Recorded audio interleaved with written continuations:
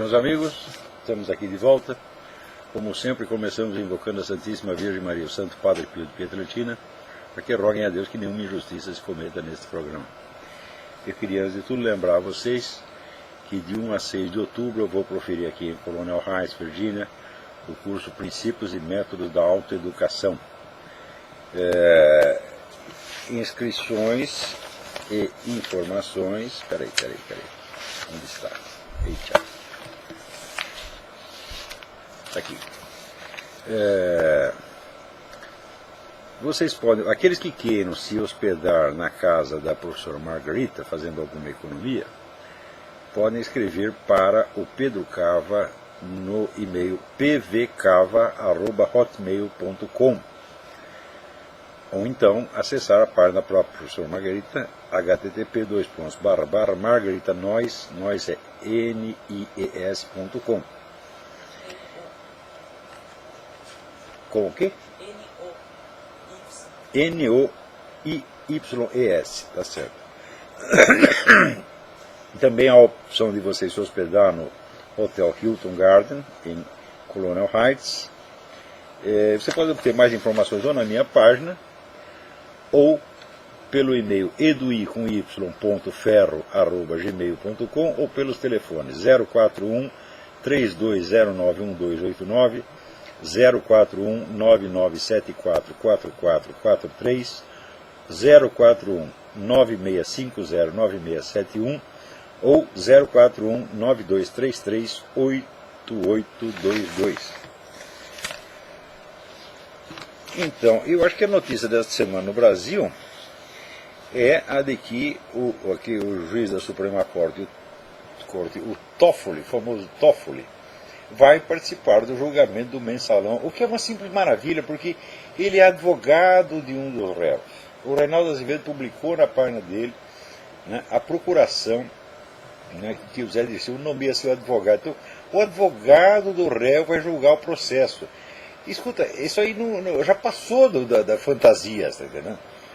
É uma coisa incrível. Quer dizer, eu nunca na minha vida acreditei em golpe militar, nem apelei para a Força Armada, mas eu acho que agora não tem mais outro jeito. Quer dizer, se o próprio Supremo Tribunal Federal já virou uma palhaçada, já é o escritório da advocacia do PT, dos ladrões, então não tem mais jeito, porra. Alguém tem que botar um pouco de ordem nesse negócio, não é possível, é necessário. O ideal seria uma intervenção da própria sociedade. Quer dizer, o pessoal se organizar em massa, ir lá pressionar. Como pressionar no tempo do julgamento do Collor? Mas acontece o seguinte, que para o julgamento do Collor havia toda uma rede de organizações bilionárias já programadas para isso, para juntar gente lá e pressionar o Supremo Tribunal Federal, ao ponto de que o então presidente, cujo nome agora não me ocorre, disse: o STF não é imune ao clamor popular. É isso? A frase que já é uma vergonha. Quer dizer que ele já entrou lá disposto a dar uma sentença que agradasse ao clamor popular. Mas fez isso uma vez, fez isso para um lado, pode fazer para o outro também. Tá certo? Mas acontece que o pessoal da direita conservadora, que é a turma, né, a esquerda vive se referindo à direita conservadora como se fosse uma força política existente, que não é, não tem organizações, não tem dinheiro, não tem nada. Então, manifestações espontâneas da sociedade, como esperava o ex-presidente Collor, só numa cabeça de ovo como a dele mesmo, tá entendendo? Isso não existe, nunca existiu. Como pode haver uma manifestação popular espontânea num país de um tamanho de um continente? Quer dizer que se ninguém organiza as pessoas, não a conduz para lá, não vai ter movimento popular nenhum. Então, já que a sociedade civil não pode se mobilizar, o pessoal poderia até raciocinar: resta aí as Forças Armadas. Fala: olha, eu não acredito nisso, tá certo? Não acredito de jeito nenhum que as Forças Armadas a esta altura sejam capazes de fazer o que quer que seja. São completamente castradas, reduzidas à total impotência e estão por culpa delas mesmas. Aliás, eu vou ler aqui um artigo que eu acabei de mandar para o Diário do Comércio, que é exatamente a propósito disso. O artigo chama-se A Falsa Memória da Direita. Dizem que o Brasil é um país sem memória, mas isso não é verdade. O Brasil é um país com falsa memória. Esquecer o passado é uma coisa, reinventá-lo conforme as ilusões do dia é bem outra. É desta doença que a memória do Brasil padece, e é bem mais grave do que a amnésia pura e simples. Não estou falando da manipulação esquerdista do passado. Ela existe, mas é só um aspecto parcial da patologia geral a que me refiro. Esta infecta pessoas de todas as orientações ideológicas possíveis e algumas sem orientação ideológica nenhuma. Ela é um simples resultado da ojeiriza nacional à busca do conhecimento, portanto, à reflexão madura sobre o que quer que seja. Quer um exemplo de falsa visão do passado que não foi produzida por nenhum esquerdista? O país está cheio de almas conservadoras e cristãs que ainda idealizam o regime militar como se ele fosse uma utopia retroativa à encarnação extinta das suas esperanças. É verdade que os militares não roubavam, que eles fizeram o país crescer à base de 15% ao ano, que eles construíram praticamente todas as obras de infraestrutura em que a economia nacional se apoia até hoje, que eles acabaram com as guerrilhas, que no tempo deles a criminalidade era ínfima e que os índices de aprovação do governo permaneceram bem altos, pelo menos até a metade da gestão Figueiredo. Que tudo isso são méritos, ninguém com alguma idoneidade pode negar. Mas também é verdade que, tendo subido ao poder com a ajuda de uma rede enorme de instituições, partidos e grupos conservadores e religiosos, a primeira coisa que eles fizeram foi desmanchar essa rede, cortar as cabeças dos principais líderes políticos conservadores e privar-se de qualquer suporte ideológico na sociedade civil. Fizeram isso porque não eram conservadores de maneira alguma. Eram indivíduos formados na tradição positivista, forte nos meios militares até hoje, que abomina o livre movimento das ideias na sociedade e acredita que o melhor governo possível é uma ditadura tecnocrática. Pois foi uma ditadura de militares e tecnocratas iluminados o que eles impuseram ao país por 20 anos, rebaixando a política à rotina servil de carimbar sem discussão os decretos governamentais. Suas mais altas realizações foram triunfos típicos de uma tecnocracia. Seus crimes e fracassos, o efeito incontornável do desejo de tudo controlar, de tudo reduzir a um problema tecnoburocrático, onde o debate político é reduzido a miudezas administrativas e onde a iniciativa espontânea da sociedade não conta para absolutamente nada. O positivismo nada tem de conservador. Ele é, com o marxismo, uma das duas alas principais do movimento revolucionário. Compartilha com a sua irmã inimiga a crença de que cabe à elite governante remoldar a sociedade de alto a baixo, falando em nome do povo para que o povo não possa falar em seu próprio nome. Tal foi, acima de qualquer possibilidade de dúvida, a inspiração que acabou por predominar nos governos militares. Que desse ao movimento de 1964 o nome de Revolução não foi mera coincidência, nem usurpação publicitária de um símbolo esquerdista. Foi um sinal de que, por baixo da meta nominal de derrubar um governo corrupto e devolver rapidamente o país à normalidade, tinham planos de longo prazo, totalmente ignorados da massa que os aplaudia e até de alguns dos líderes civis de cuja popularidade se serviram para depois jogá-los fora com a maior sem cerimônia. Todas as organizações civis conservadoras e de direita que criaram a Marcha da Família com Deus para a Liberdade, a maior manifestação popular da história brasileira até então, foram depois extintas, marginalizadas ou reduzidas a um papel decorativo. Como bons tecnocratas, os militares acreditavam piamente que podiam governar sem sustentação cultural e ideológica na sociedade civil, substituindo-a com vantagem pela pura propaganda oficial. Esta, por sua vez, era esvaziada de toda substância ideológica, reduzida ao triunfalismo econômico e à luta contra o crime. Gramsci, no túmulo, se revirava, mas de satisfação. Que mimo mais delicioso se poderia oferecer aos próceres da Revolução Cultural do que um governo de direita que abdicava de concorrer com eles no campo cujo domínio eles mais ambicionavam? Naqueles anos, e não por coincidência, o monopólio do debate ideológico foi transferido à esquerda, que ao mesmo tempo ia dominando a mídia, as universidades, o movimento editorial e todas as instituições de cultura, sob os olhos complacentes de um governo que por isso se gabava de ser pragmático e superior a ideologias. A esquerda, quando caiu do cavalo em 1964, teve ao menos o mérito de se entregar a um longo processo de autocrítica, até de meia-culpa, de onde emergiu a dupla e concorrente estratégia das guerrilhas e do gramscismo, calculada para usar os guerrilheiros como bois de piranha e abrir o caminho para a esquerda pacífica, na qual o governo militar não viu periculosidade alguma, até que ela, por sua vez, o derrubou do cavalo com o escândalo do Rio Centro e a enxurrada de protestos que se lhe seguiu. Aqueles que na direita, ou no que resta dela, se apegam ao regime militar como um símbolo aglutinador, em vez de examinar criticamente os erros que o levaram ao fracasso, estão produzindo um falso passado. Não o fazem por esperteza, como a esquerda, mas por ingenuidade legítima, com base na qual a única coisa que se pode construir é um futuro ilusório. Tem que fique avisado. Desde que acabou o regime militar, eu estou esperando o dia em que esse pessoal conservador, direitista, militar, etc., vai sentar e dizer, peraí, vamos analisar os nossos erros.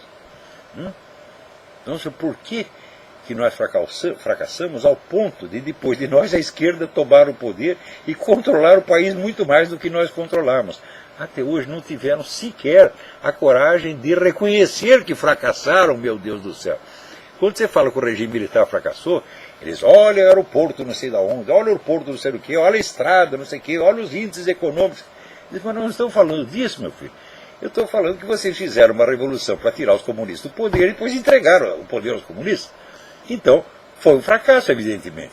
Embora, do ponto de vista econômico, fosse um sucesso, sem sombra de dúvida.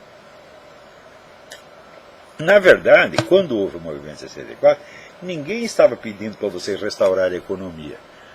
Aqueles que são ainda sobrevivendo daquela época, estão vivos, pense bem nisso.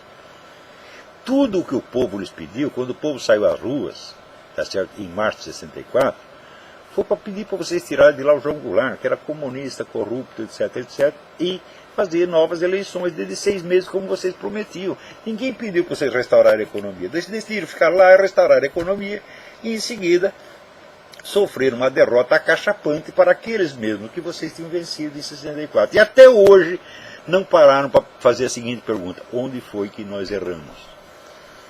Ou seja, não tem sequer coragem, não tem culhão suficiente para reconhecer que erraram, para reconhecer que fracassaram, e, portanto, para pensar, peraí, vamos ver o que aconteceu. Não, fica nessa ilusão triunfalista, exibindo estatísticas, né, de crescimento econômico, tá certo? E apanhando, levando cusparada todo dia dos comunistas, e fazendo de conta que não está acontecendo nada. Então, é este o problema com a direita brasileira. Não, a direita como movimento político não existe. Essa história de dizer, não, ideólogos da direita. Ora, um movimento que não existe não tem ideólogos, meu filho. Né? A ideologia é um discurso uniforme que fundamenta a estratégia de um grupo político, de uma corrente política, para a tomada do poder. Se não há esquema de tomada do poder, não há ideologia alguma, há apenas opiniões pessoais aqui e ali. Então o próprio uso do termo ideólogo, como esses filhos da puta usam toda hora, já é totalmente capcioso. Eu não sou ideólogo de merda nenhuma. Né? Quando a gente faz essas observações sobre a direita e tal, eu não estou... Né? Até esse Gustavo Moreira, que é um bosta, né? Ele diz, ele vive querendo ser o teórico da direita. Fala, eu? Não, eu estou dando a minha opinião. Eu nunca fui teórico de partido nenhum e jamais serei. Né? Então, a direita conservadora é uma pura invenção da esquerda, porque ela acabou com toda a direita, e daí fica mal reconhecer o seguinte: agora nós controlamos tudo, tá certo? Então, se nós controlamos tudo, temos poder total, nós somos os culpados de tudo que aconteceu, não temos mais em quem lançar a culpa, né? Não temos nem o tal do bloqueio econômico, entre aspas, como Cuba, para dizer, tudo culpa do bloqueio econômico. Né? Então, tem que inventar uma direita conservadora e fazer de conta que ela existe. Agora, que existem pessoas conservadoras, existem, tá certo? E dessas pessoas, muitas são nostálgicas do regime militar, sem entender que ele não foi o contrário da situação que nós estamos vivendo, ele foi a causa da situação que nós estamos vivendo. E enquanto não pararem para examinar isso, não vai haver sequer a possibilidade teórica de uma direita ideológica política no Brasil. Isso é besteira, é sonho. Né? Então está esse negócio, não intervenção das Forças Armadas, não, isso é pura, vamos dizer, é uma hipótese absolutamente irrealizável. Então, essa semana também me chega outra coisa, você vê a mudança social no Brasil é muito profunda. Né? Eu, esses dias, estive lendo o livro do Dr. Robert Epstein, que é um psiquiatra americano que estuda o problema da adolescência prolongada. Né? E que virou uma peste, porque hoje as pessoas que são adolescentes até os 40 anos de idade, vivem na casa da mamãe, tá certo? E ao mesmo tempo têm poderes de adulto, podem agir como adultos na sociedade, mas não têm responsabilidade social, não têm responsabilidade penal, sentem que não têm, né? Então isso virou evidentemente um flagelo, e é esta gente que está mudando a cultura americana, mudando a mentalidade americana. São adolescentes prolongados. Eles são pessoas evidentemente doentes, desajustadas, só que estão virando a maioria. E uma das coisas que o Dr. Robert Epstein disse, uma das causas disso é ter proibido as crianças de trabalhar. Ou seja, você obriga o cara a ficar infantil até os 20, 25, tá certo? Ao passo que o trabalho infantil, eu sou testemunha disso. Eu comecei a trabalhar com 14 anos, não me fez mal algum, eu aprendi muito mais no trabalho do que na escola, tá certo? E essa coisa de proteção ao trabalho infantil, você pega um termo, tá, e unifica sob esse termo fenômenos completamente diferentes.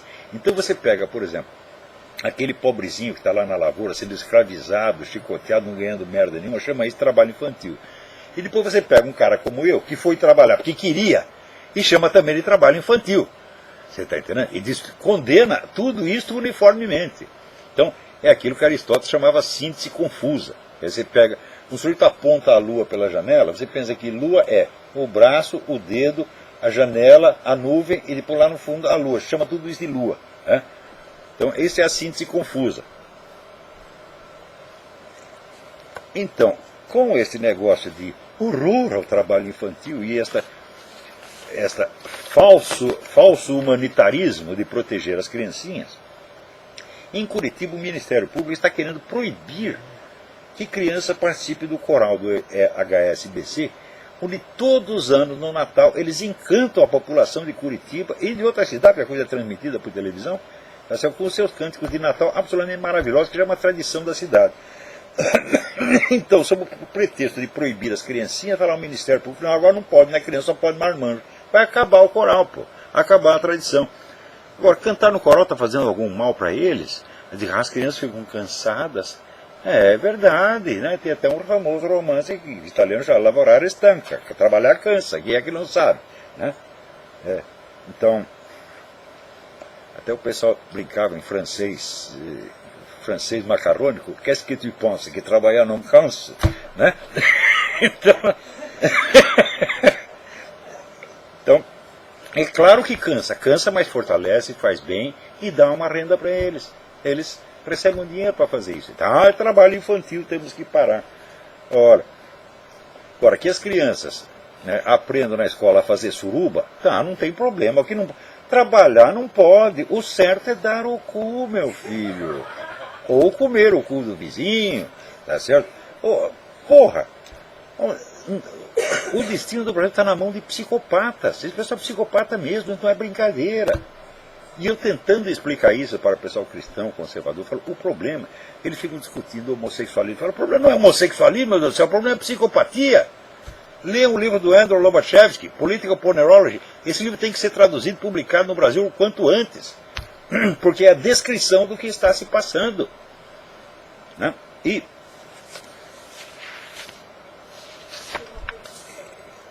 até aqui, olha, tem uma petição online contra esta medida do Ministério Público. É muito comprido o negócio aqui, não dá para... Vocês põem no Google, petição coral HSBC, e vocês vão achar. Tá bom? E também tem uma petição a respeito do Toffoli, para tirar esse Toffoli. Vai tirar o Toffoli não adianta, o Supremo Tribunal Federal inteiro está vendido, quem é que não sabe, porra? É preciso fechar aquela merda.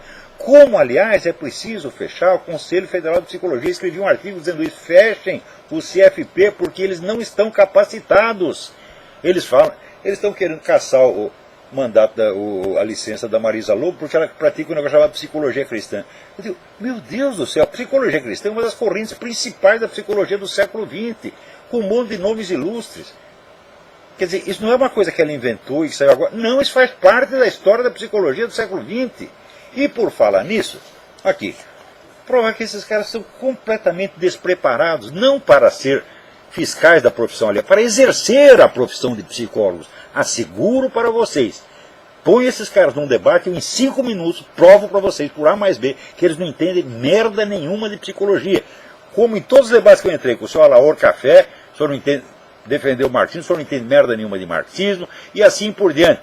E como agora está entrando esse moleque, esse Gustavo Moreira, a história da escravidão, espera aí que tu vai ver. Eu estou lá botando no mídia sem máscara, lentamente, pausadamente, a respostinha que ele merece. Né? Então, aqui, nos Estados Unidos foi feita uma pesquisa científica enorme, a mais séria, aplaudida por tudo quanto é psicólogo, todas as correntes, sobre isso aqui. Ex-gays. Os autores Stanton Jones e Mark Yarhouse. Ex-gays, a longitudinal study of religiously mediated change in sexual orientation. Então, exatamente terapias que se propõem pegar um sujeito que é gay e, se ele quiser, ajudá-lo a mudar, a abandonar o homossexualismo. Foi feita a pesquisa, a pesquisa demonstrou as seguintes coisas. Não houve nenhuma contestação dessa pesquisa até agora. Nada. 0, 0, 0, 0. Primeiro, a mudança é possível. Segundo, em muitos casos ela é bem sucedida. Terceiro, não faz mal nenhum. Então, o que eles observaram foi o seguinte. 38% das pessoas que se submeteram a esse tratamento tiveram bons resultados, abandonaram o homossexualismo, estão satisfeitíssimas. 29% ainda não tiveram resultado, mas querem continuar o tratamento. Veja você. 4% pararam o tratamento, mas não voltaram ao homossexualismo. E 8% voltaram ao homossexualismo. Só 8%. Ninguém diz que o tratamento lhe fez muito mal, que o tratamento destruiu sua vida. Nada, nada, nada, nada, nada, nada. Então, olha aqui, seus analfabetos do Conselho Federal de Psicologia. Dá para ver aí na tela direitinho? Vão estudar, seus vagabundos. Não sei como permite que essa gente fique dando palpite. No Brasil, esse próprio Gustavo Moreira, o cara obteve o título de mestrado sendo monoglota. Como é possível uma coisa desta, meu Deus do céu? Mas se pode o presidente ser analfabeto, se pode o ministro da Educação escrever cabeçalho em vez de cabeçalho, então pode tudo. Vocês não têm mais respeito por vocês mesmo, brasileiros? Não, não tem não. Vocês querem mesmo se fuder, porra. Então, alô, tem alguém na linha aí? Tem ninguém. Então, é o seguinte, eu tinha começado aquela análise de qual é o verdadeiro problema com o movimento gaysista. Porque vocês ficam perdendo seu tempo fazendo discurso como o homossexualismo, que é um negócio que existe desde a queda de Adão, porra. Alguém sabe se Caim era viado? Não sabe, mas se não era ele, já tinha algum. Tá certo? Então é uma coisa que é inútil você ficar combatendo, meu Deus do céu. Agora, o movimento gaysista apareceu ontem e ele pode ser eliminado. Pode-se quebrar as pernas desse movimento. Não pela defesa do homossexualismo, mas pela estratégia maligna que ele usa para isso. Então, eu tinha lido esse trabalho até um certo ponto. Então, vou continuar aqui. A exibição pública de homossexualidade, que se reivindicava como uma liberdade e um direito, acaba sendo imposta como obrigação indeclinável, com todo o cortejo de penalidades sociais e judiciais pelos desobediências recalcitrantes. É a perseguição aos ex-gays e aos gays enrustidos. Quer dizer, não só você é obrigado, uma vez que você teve uma experiência gay, você é obrigado a continuar até o fim da sua vida, como você é obrigado a divulgar aquilo para todo mundo. E se não fizer isso, o movimento gay vai em cima de você. Como também é próprio das elites revolucionárias em geral, a liderança gaysista só é contra a exclusão e a discriminação quando não é ela quem seleciona os discriminados e maneja os mecanismos de exclusão. Mas esse direito, que se apresenta inicialmente sob a roupagem de um apelo humanitário destinado a tocar o coração da plateia, tem ainda outras implicações inescapáveis. Hegel ensinava que todo conceito abstrato, quando busca se encarnar na realidade do mundo histórico, se converte automaticamente no seu contrário. Muitos líderes do movimento gaysista, que têm boa formação marxista, sabem perfeitamente disso, mas também sabem que a plateia o ignora. Sabem que, aceitando ingenuamente o conceito pela sua mera formulação dominal, ela ficará perplexa e aturdida quando a liberdade se transmutar em tirania e, sem atinar com a inexorabilidade interna do processo, estará pronta para aceitar qualquer explicação, qualquer desconversa, que explique o ocorrido mediante algum desvio acidental, incapaz de macular a pureza originária das intenções. É assim em todos os movimentos revolucionários, o gaysismo não é exceção. Agora, eu tinha lido até esse pedacinho. Vejamos como funciona. Será que eu já tinha lido esse pedaço? Vejamos como funciona na dialética do mundo real o direito à ostentação pública da identidade homossexual, que é um dos itens fundamentais do programa gaysista. Desde logo, essa expressão deriva da doutrina dos gêneros, segundo a qual as identidades sociais do masculino e do feminino não correspondem necessariamente à distinção biológica dos dois sexos, mas são construções culturais. Dita assim, a coisa nada acrescenta ao senso comum. Qualquer pessoa, no pleno uso das suas faculdades mentais, é capaz de discernir condutas femininas em indivíduos do sexo masculino e vice-versa. Mas a isso a teoria acrescenta uma nuance peculiar. Gênero, social e sexo biológico não tem nada a ver um com o outro. Toda tentativa de associá-los é uma imposição cultural indevida, uma violência simbólica que atenta contra a liberdade individual. Se o sexo é uma fatalidade biológica, o gênero é de livre escolha. Cada um, independente do sexo em que nasceu, tem o direito de decidir se é homem, mulher, ambas as coisas ou alguma outra. Para todos os fins de direito, o gênero deve prevalecer, segundo essa doutrina, sobre o sexo. Se um sujeito decide que é mulher, tem o direito inalienável de ser aceito e tratado como tal, independente mesmo de submeter-se ou não à cirurgia de mudança de sexo. Se aquele que é legalmente mulher prefere conservar seus órgãos sexuais masculinos, ninguém tem por isso o direito de tratá-lo como homem, a não ser que ele o autorize. Veremos adiante outras consequências diretas e incontornáveis da aplicação dessa teoria. Por enquanto, o que interessa é salientar que a doutrina dos gêneros constitui a base teórica da noção de identidade homossexual. A crença corrente de que os homens são homens e mulheres são mulheres é apenas uma construção cultural. A identidade heterossexual. Em face dela, é legítimo erguer como alternativa outra construção cultural, a identidade gay ou identidade homossexual. Ninguém sabe se as inclinações homossexuais são uma herança genética, o resultado de influências culturais recebidas ou a simples manifestação de uma livre escolha. A liderança gay está consciente disso, mas já faz tempo que a Bíblia do movimento gaysista After the Ball, de Marshall Kirk e Hunter Madsen, 1989, determinou que esse detalhe não tem a menor importância. Para todos os efeitos, a propaganda gaysista deve proclamar que o homossexualismo é uma fatalidade genética imutável, quer o seja, quer não.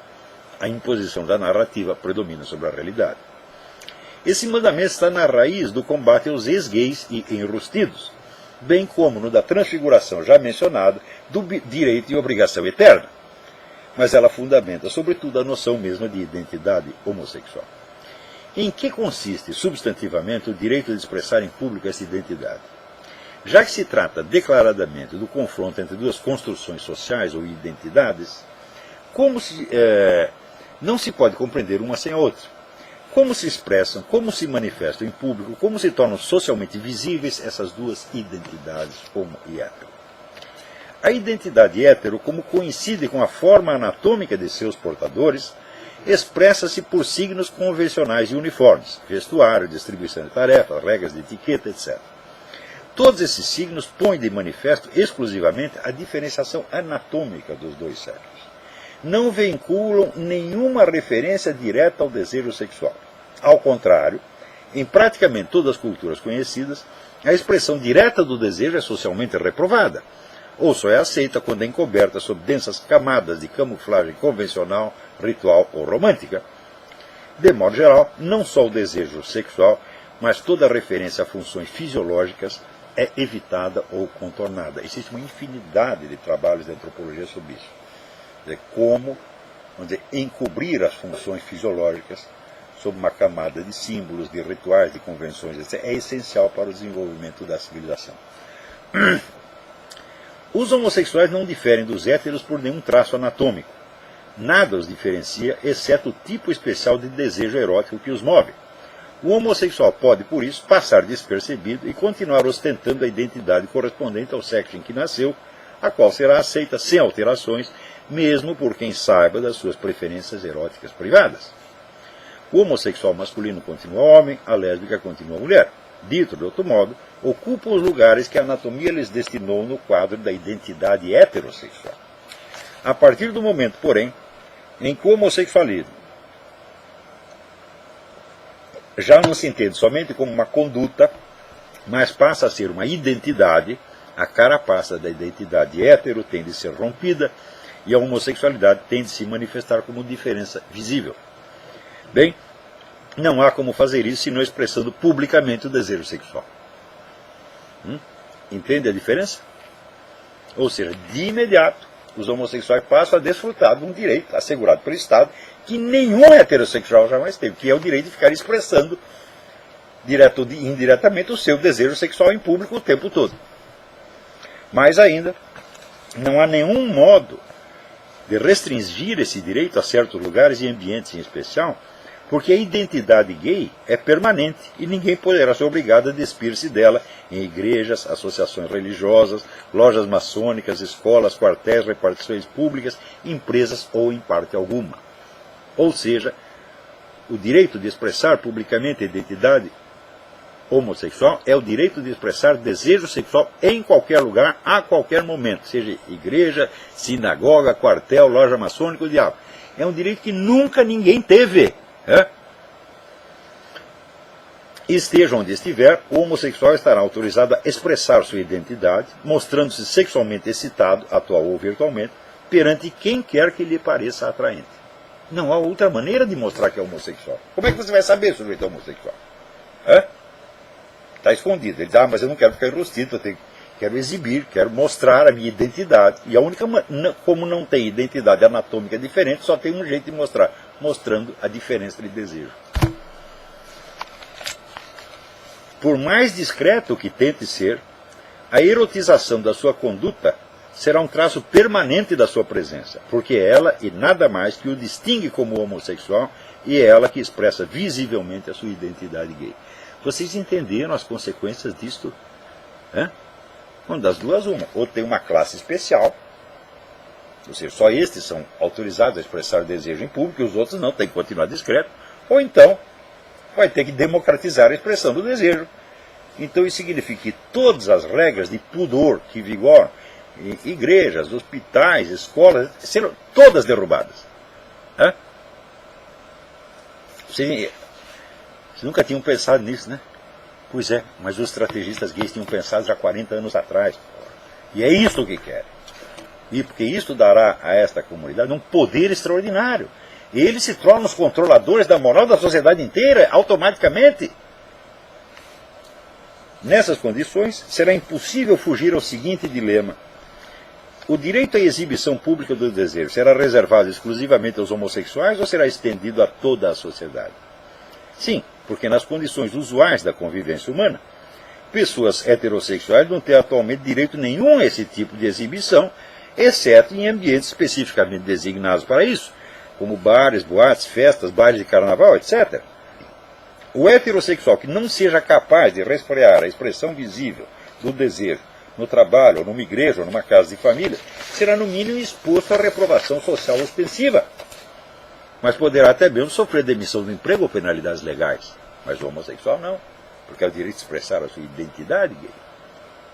Vocês perceberam que de repente um grupinho desse tamanho se torna o dominador absoluto de toda a moral, o controlador de toda a moral social? O direito à conduta pública erotizada será monopólio dos homossexuais, condenando o restante da população a vê-los fazer o que ela não pode fazer, ou ao contrário, será estendida a toda a sociedade humana, independentemente de sexo, identidade de gênero, profissão, idade, posição social, responsabilidades empregatícias, locais de residência e atividade, etc, etc. As duas alternativas são ruins para a sociedade e boas para o grupo militante. No primeiro caso, a convivência de gays e héteros vai inevitavelmente degenerar em conflito constante, acirrando as contradições, como o dizem e o desejam ardentemente os estrategistas revolucionários, além de fornecer aos gaysistas novos e agora mais verossímeis pretextos para queixar-se de perseguição homofóbica. Isso vai necessariamente criar a rejeição e espalhar a homofobia. E daí, o que eles vão fazer? Vão pedir novas leis, nova proteção, mais poder policial e assim por diante. Tudo isso, gente, está calculado há 50 anos. E vocês caem na esparrela de ficar discutindo o homossexualismo, caem que nem os patinhos, é que nem o touro, que você chacoalha um pano vermelho e sai atrás do pano. Porra, pensa um pouco. Novos pretextos para queixar pessoas que são homofóbicas e clamar pela prisão dos infratores. Imagina o poder que isso vai dar a essa gente. No segundo caso, a erotização geral da conduta pública diluirá rapidamente todo o senso de pudor, de autocontenção, corroendo todas as hierarquias e cadeias de comando em que se assenta a ordem social, a economia e a justiça. A carnavalização da existência cotidiana estará a um passo do estado de revolução permanente. Em ambos os casos, o poder de controle do grupo gaysista sobre a sociedade humana aumenta formidavelmente, na medida em que debilita todas as autoridades concorrentes, seja das famílias, seja dos empresários, seja dos líderes religiosos e assim por diante. Ou seja, o grupo gaysista, e naturalmente os seus aliados, se torna realmente a força dominante, apta a controlar a conduta de todo mundo. Um caso que nesse contexto merece especial atenção é o dos chamados transgêneros. À primeira vista, podem parecer uma exceção ao que ele estava dizendo. Afinal, um travesti ou transexual não mostra sua identidade de gênero pela simples presença física e modo de vestir, sem necessidade de ostentar desejo? Nada disso. Quando uma mulher se veste de mulher, ela está apenas se recobrindo das aparências que correspondem à sua forma anatômica inata. Qualquer sinal a mais que enfatize os seus desejos sensuais será considerado inadequado ou ofensivo no local de trabalho ou no ambiente familiar, quanto mais numa igreja ou numa solenidade oficial.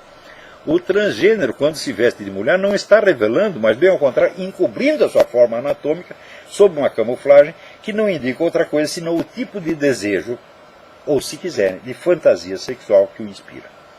Ou seja, esse estará exibindo desejo sexual 24 horas por dia. O sujeito aparece vestido de mulher, o que ele está dizendo? Eu sou uma mulher por natureza, anatomicamente? Não. Ele está dizendo, eu me sinto mulher, eu gosto de ser mulher. E eu tenho atração pelo outro sexo, como uma mulher. Então, exatamente, é uma manifestação do desejo. Esse desejo não tem de ser necessariamente homossexual. Isso é importantíssimo. Pode ser bissexual e até estritamente hétero. Há travestis que atingem o cume da excitação sexual quando se sentem mulheres envolvidas numa relação lésbica. Então, significa que este tipo de desejo, qualquer desejo que ele sinta, ele está autorizado, vamos dizer, a manifestá-lo permanentemente. E vocês vão ter que engolir, meu Deus do céu. Então, outra coisa. Você, quando vê o sujeito vestido de mulher, você não sabe, primeiro, se ele realmente se sente mulher, se ele, ao contrário, tem excitação sexual em vestir-se de mulher, sentindo que é homem, você não sabe. Agora, se você diz que o camarada é homem, o primeiro pode se sentir ofendido e o segundo não. Como é que você vai saber? Ou seja, você está inteiramente à mercê do que aquele sujeito queira. Ele pode sentir-se ofendido ou não, e a coisa será crime ou não, conforme o que dê na cabeça dele. Você imagina o poder que isso concentra na mão desse grupo militante, gente. Outros sentem-se especialmente excitados entre o contraste da sua forma externa feminina e o sentimento de ter por baixo dela um vigoroso membro viril. Tem muitos que gostam disso. Então, quer dizer, as consequências políticas, jurídicas, sociais, etc., desse negócio são monstruosas. O homossexualismo, dentro disso, é dos males o menor, minha gente. Quer dizer, se você não entende que o movimento gaysista é um componente do movimento revolucionário, e, portanto, ele tem uma abrangência estratégica, ele não se destina somente às suas finalidades nominais. Se você não entende isso, você cai que nem um patinho, você cai na armadilha do pano vermelho, porra, que é o que está acontecendo com católicos, protestantes, etc, etc, etc. Tudo isso é um esquema de poder muitíssimo bem concebido e muitíssimo bem articulado e que vem em associação com outros movimentos revolucionários, porque isso não vem sozinho. Por exemplo, se você sabe que o sujeito é de esquerda, você sabe que ele apoia o movimento gay. Não é isso? E no ponto onde haja absoluta incompatibilidade, como, por exemplo, gaysistas radicais islâmicos, o que eles fazem? Eles não falam disso. Você não vê entre choque. Você não vê a discussão disso aí. Porque não convém, vai romper a unidade da esquerda. Então, até nesse ponto, a estratégia gaysista está muito bem inserida dentro da estratégia esquerdista total. Agora, se você não quer entender a estratégia gaysista, você quer simplesmente protestar a ismo contra coisas que o desagradam, então vocês são crianças, meu Deus do céu. E lugar de criança certamente não é na política, né? Então estão lá. Espera aí, tem alguém aí? Alô, professor? Sim, quem é? Fernando do Rio de Janeiro, é um prazer falar com o senhor, tudo bem? Prazer é meu, tudo bem? Professor, quero fazer uma pequena observação. O senhor acompanha o senhor há algum tempo, procuro estudar os seus trabalhos, o seu trabalho. Eu observei de férias ano passado na Croácia, mais precisamente em Split, quando numa roupa de uma passeata aqui, a própria população se insurgiu contra aos manifestantes, uma vez que eles exibiam, inclusive, imagens sacras e do Papa. Aquilo me passou uma sensação de que nem tudo está perdido, quando a população, me parece religiosa e relativamente conservadora, se insurge contra essa prática que existe que o senhor acabou de comentar. Você veja que esse grupo, ele está conquistando o direito à discriminação religiosa. Veja que coisa impressionante. Eu queria perguntar também, a sua opinião a respeito de um personagem que no meio americano, hoje em dia na sociedade americana, e já aparece aqui pelo Brasil também, eu já o conheci de algum tempo. A sua opinião a respeito do trabalho desenvolvido pelo Dr. Deepak Chopra, aí nos Estados Unidos? Eu não o tenho acompanhado, eu estou consciente de que pode ser importante, mas eu não o tenho acompanhado, não posso dar palpite nenhum, mas eu prometo que vou me informar. Você é a 20ª pessoa que me atrai a atenção para o trabalho dele. E eu não tive tempo ainda de examinar melhor. Agradeço, de qualquer modo, a sua dica, eu vou atrás. Ok, professor, foi muito bom falar com o senhor, é muito bom ouvi-lo todas as quartas-feiras, um enorme prazer. Muito obrigado, muito obrigado. Então, vocês vejam, eu até toquei nesse assunto semana passada, quer dizer, por que eles fazem, vamos dizer, esses espetáculos de carnavalização pública? Vão lá, mostram suas bundas, seus pintos, né? Achincalham símbolos religiosos. Por que eles fazem isso? Claro que isso atrai a antipatia da população, mas atrai o ódio da população contra o homossexualismo. Enquanto vocês investem contra o homossexualismo, eles vão por trás e conquistam todos os direitos, entre aspas, que eles querem, até alegando perseguição. Falam, olha, nós estávamos lá fazendo passeata, vieram os cristãos, xingaram a gente, olha como nós somos perseguidos. Quer dizer, o problema não é esse realmente. Quer dizer, a revolta da população ela é justa, porque se você pode ter o direito de achincalhar os símbolos religiosos da população, então a liberdade religiosa acabou. E esse é um dos objetivos, evidentemente.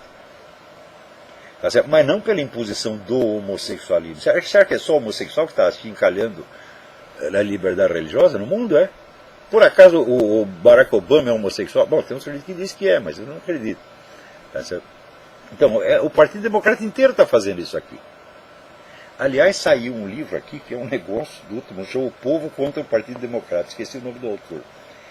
Ele mostra que a história do Partido Democrata é assim, é uma organização de gangsters desde o início até hoje. É um negócio muito impressionante. Né?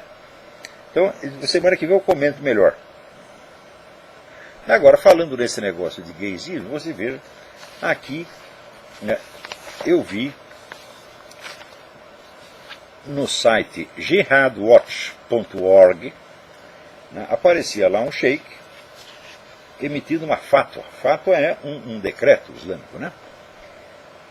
Dizendo o seguinte, olha, aqui alguns dos nossos agentes, nossos heróis, né, mártires, que trabalham como homens-bomba, agora se descobriu que existe uma técnica muito eficiente de você transportar explosivos né, sem que ninguém perceba, que é enfiando-os no orifício anal.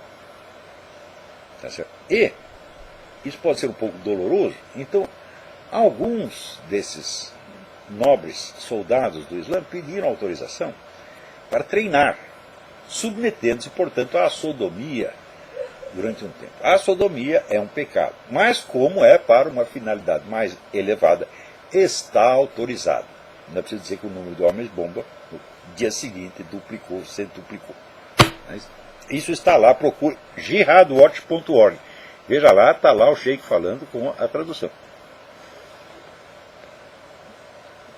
Quer dizer, o Ocidente não tem o monopólio da loucura, porra. O Brasil também não. Peraí, tem mais alguém na linha. Alô? Alô? Sim. Roberto de Connecticut. Quem é? Roberto de Connecticut. Ah, Roberto de Connecticut. Tudo bem? Obrigado por me atender de novo. Eu já falei com você uma vez, foi um enorme prazer, e eu mostrei para meus amigos. E como eu disse a você, eu sou um exilado voluntário na América, mas diferentemente de você, eu nunca tive simpatia pelo comunismo. Meu pai sempre me mostrou o que é essa praga. E eu puxei todos os vídeos seus desde o começo, se eu não me engano, foi em 2006, dezembro de 2006. Eu nem lembro mais. Eu acho que o primeiro foi em 2006. E na verdade ficou vazio agora, porque não tem outra pessoa como você para explicar tão bem, tão bem. Além de você ensinar o comunismo, eu criei uma facilidade muito grande em discutir com o comunista. Eu criei uma facilidade, você consegue ensinar uma maleabilidade muito boa de falar.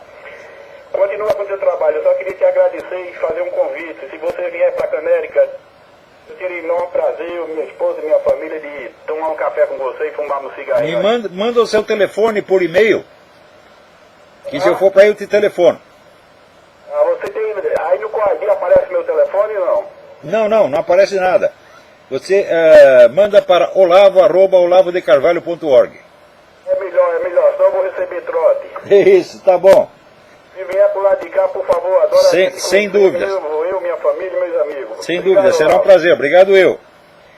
Por falar em obrigado, eu quero aqui agradecer publicamente a duas pessoas. O Rodrigo Constantino, que assumiu a minha defesa no caso lá do deputado Jean Willis, se bem que a defesa depois se mostrou necessária, porque a mensagem era falsa, mas valeu a intenção. E o Sidney Silveira, tá certo? Do qual já falei horrores, aliás, merecido naquela época. Mas o Sidney Silveira, ele ficou muito doente, teve, né, uma crise. Quando a gente fica doente, a nossa consciência amplia. Ele começou a rever muitas coisas e decidiu ler, né, o meu livro sobre Maquiavel, sem preconceito. Gostou muito do livro, fez lá muitos elogios ao livro. Então, agradeço muitíssimo ao Sidney Silveira, que Deus te abençoe, que Deus te proteja. Aliás, o Sidney Silveira, ele está muito doente, tá certo? E continua lá fazendo o seu trabalho, né? Agora, já num patamar de consciência mais elevado que antes, quer dizer, é um mérito. O sujeito teve um problema e ele usou o problema como um instrumento para aprofundar a consciência, né?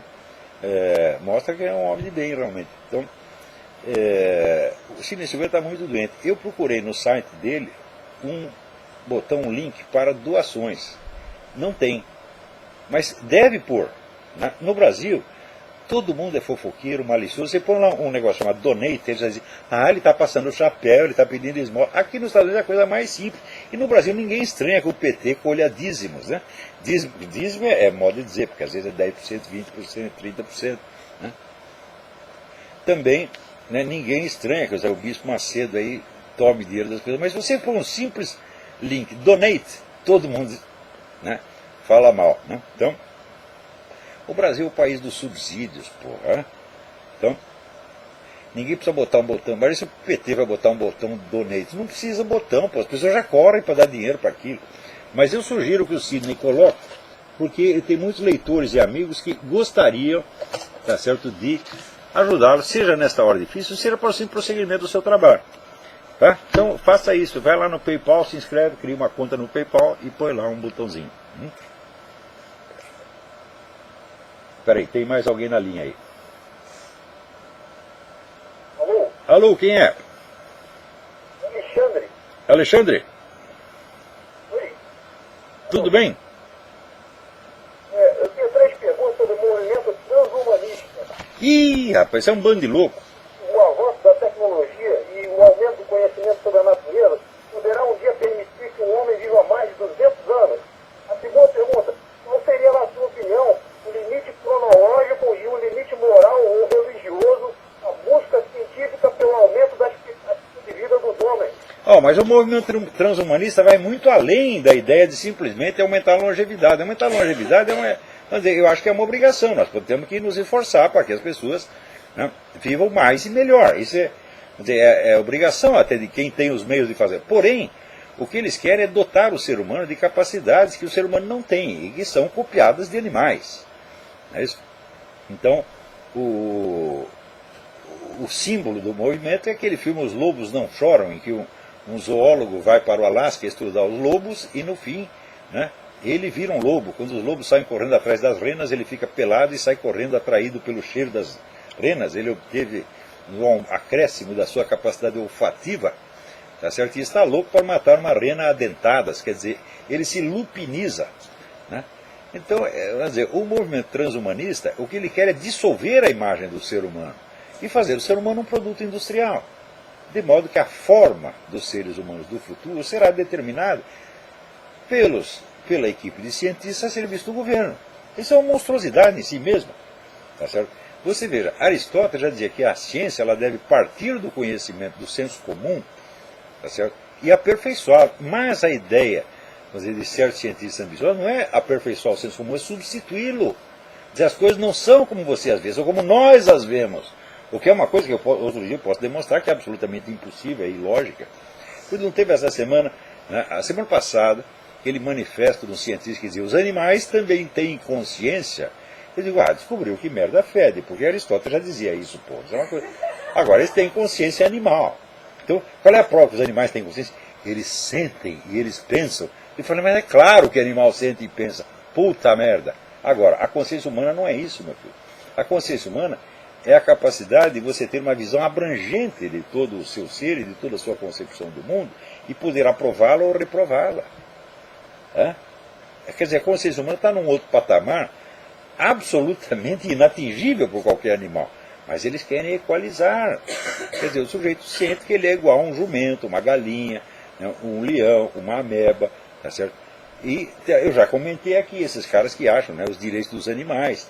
Então, eles falam dos direitos dos animais, mas quando eles falam assim, é galinha, é pato, é leão, né, etc., eles não falam do direito das amebas, dos direitos das baratas, dos direitos dos vírus. Por quê? Isso é uma odiosa discriminação, porra!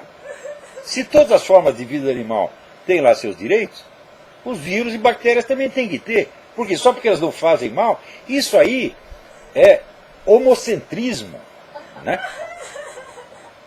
Então, eu estou coletando aqui, eu vou escrever um negócio sobre isso. Quer dizer, esse culto dos animais é uma coisa absolutamente monstruosa. Tem aqui um filho da puta aqui, assim, ele pega uma pessoa que foi vítima de um ataque animal, que foi mastigada por um leão da montanha, ou por um lobo, ou por um urso, né? E pega a pessoa traumatizada, ele paga um dinheirão para ele, daí ele leva o cara no mesmo lugar onde sofreu o ataque, né? E mostra então, né, lobos domesticados e ursos domesticados para ele aprender a passar a mão no urso e não ficar mais com medo do urso, aprender que o urso é uma pessoa gentil, que aquilo foi apenas um engano, né? Foi uma loucura passageira que acometeu o urso, onde já se viu, né? Você vai ficar com preconceito contra os ursos só porque um urso arrancou a sua perna ou comeu a sua mãezinha, né? Hoje mesmo eu estava vendo um documentário, o pessoal lá na África, na Tanzânia, uns pobres coitados que moram numas cabanas de palha, que o leão vem e derruba aquilo com um peido e come todo mundo lá dentro.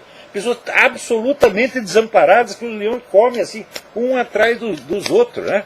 Então eu falei, bom, então agora nós vamos mostrar para pegar aquelas pessoas que foram vítimas. Tem lá um garoto lá contando como ele viu o leão comer a mãe dele, meu Deus do céu. Então eu vou levar o garoto para afagar o leãozinho, né, e perder o medo de leão. Porra, o que tinha que fazer é dar uma arma para cada uma dessas aldeias, botar lá pelo menos uma pessoa armada para matar o filho da puta do leão. Não pode, isso é feio, não é possível matar leão. Agora matar africano pode, tá sobrando, nós não temos comida para dar para o filho das putas, eles que moram. O leão come, a gente é um a menos. Pois o pessoal não quer diminuir a população para 5% do que é atualmente. O príncipe Philip não disse que se ele reencarnasse, ele queria reencarnar como vírus para matar um montão de gente. Então o leão já está fazendo o serviço, porra, que vocês estão reclamando? Né? Então, ainda temos 5 minutos. Alô, quem está na linha? Vinícius daqui em Los Angeles. Tudo Quem é? bem? Não ouvi seu nome. Vinícius. Vinícius, tudo bem? Tudo jóia.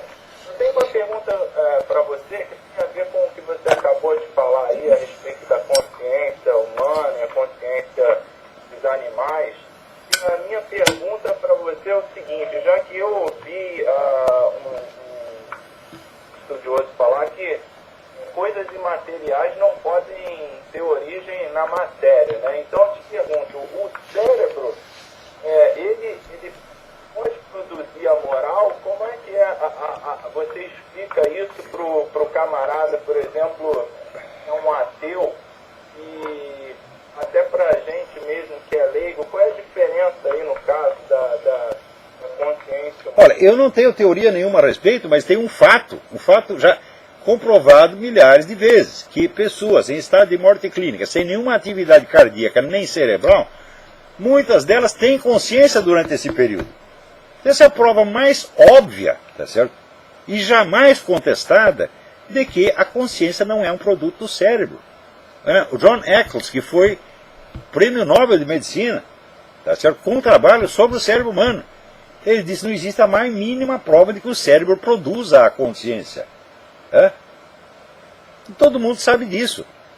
Tem aqui um general americano, que foi o cara que coordenou esses estudos, essa pesquisa feita pelas Forças Armadas Americanas a respeito disso, e disse que, olha, quem não sabe que a consciência permanece em estado de morte clínica, permanece sem cérebro, é porque não fez a sua lição de casa. E esse pessoal tudo não fez lição de casa. Não adianta discutir teoria, doutrina, meu filho. Você pega esses casos, vamos dizer, de morte clínica, né? Que no YouTube tem vários deles, né? E tem um livro, uma antologia que chama Your Eternal Self. Eu esqueci o nome, acho que é Hogan o nome do autor, H-O-G-A-N. Está lá uma multidão de casos desse tipo, meu Deus do céu. Então o que falta para esses caras entender? Então, olha, não adianta discutir teorias, querer converter as pessoas, até as pessoas me perguntam aqui, como é que eu faço para convencer os outros? Eu falo, não, você não tem que convencer ninguém. Passe 20 anos, eu não vou tentar convencer ninguém, eu vou apenas esclarecer para mim mesmo as minhas próprias ideias, e vou estudar e vou conhecer a coisa a fundo. Um dia quando você começar a falar, você tem a persuasão natural. Você acha que eu aplico as técnicas de retórica, etc? Não aplico merda nenhuma, porra. Né? Então, isso aí o Quintiliano, o mestre da retórica, já dizia que a principal coisa é o seguinte: se você conhece o assunto e sabe o que você quer dizer, você não precisa de técnica nenhuma. Quer dizer, o próprio pai da retórica já dizia isso. Né? Então esse é o segredo, conhecer o assunto a fundo. Agora, enquanto você está estudando, fique quietinho no seu canto, seja humilde, não tente convencer ninguém, não. Eu fiquei quieto durante um tempão. Você não esqueça que eu publiquei meu primeiro livro com 48 anos de idade. Até lá eu ficava quietinho no jornal, trabalhando, só escrevia o que mandava, de vez em quando me chamava, eu fazia uma conferência aqui ou ali. Tá? Então não tenha pressa em convencer ninguém. Tá? Ore pelas pessoas, é isso que você deve fazer. Vai estudando e firme as suas, não digo convicção, mas o seu conhecimento. Depois o negócio fica fácil. Mas mesmo assim, vai ter sempre um filho da puta querendo se meter a besta com você, que nesse Gustavo Moreira aqui, falou besteira pra caralho, meu Deus do céu. Só que ele ficou vários meses esmiuçando lá coisa nos meus artigos para reclamar. Vários meses. Eu não tenho vários meses para conceder a ele, mas eu prometi que eu vou conceder a ele esta semana. Vou escrever várias coisas e estou botando aos pouquinhos lá no Mídia Sem Máscara, e ele vai ver o que é bom para tosse. Tá? Então, acabou o nosso tempo, até a semana que vem, muito obrigado.